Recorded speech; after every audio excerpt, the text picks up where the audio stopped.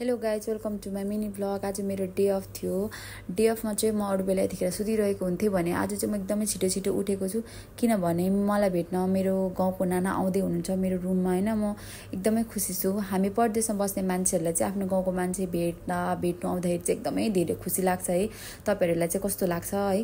मलाई चाहिँ first time मेरो गाउँको मान्छे भेट्न आउँदैछ, म एकदमै खुसी छु। आफ्नै गाउँघरको मान्छे भेट्नु पाउँदा चाहिँ खुसी छु। अनि त्यही भएर चाहिँ मैले नानाहरूको लागि खाना बनाएर चाहिँ राखेको छु, चिकन दाल होइन।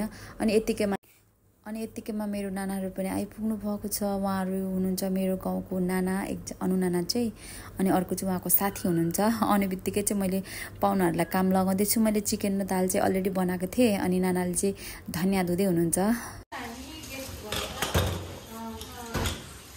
तपाईँले के भन्नुहुन्छ?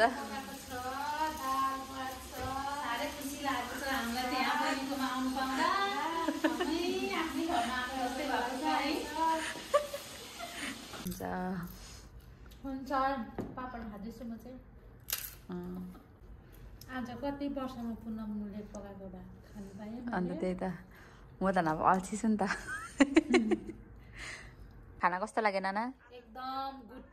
तपाईँलाई कस्तो लाग्यो? धेरै राम्रो बन्न नसक्ने त्यति राम्रो। आज धेरै पछि घरमै बसेर खायो जस्तो भयो, धेरै मिठो पनि भयो। अब छुट्टीमा फेरि आउने यसरी पकाएर खानुपर्छ ल। हामी ब्याग कसैले दिएर पठाएको छ, धेरै धेरै धन्यवाद मेरो प्यारी बहिनी पुनमलाई। फेरि पनि आउँछु, फेरि पनि कसैले ड्याम्मै राखिदिनु। कफ गर्नु थालेपछि त टाइम गएको पत्तै नहुने। हेरेर नानाहरू पनि जाने टाइम भयो होइन। नानाहरू जानुभयो किनभने नानाहरूको पनि भोलि ड्युटी छ, अनि मेरो पनि ड्युटी छ। अनि नानाहरूलाई चाहिँ मैले ट्याक्सी रोकेर अनि ट्याक्सीमा पठाएँ।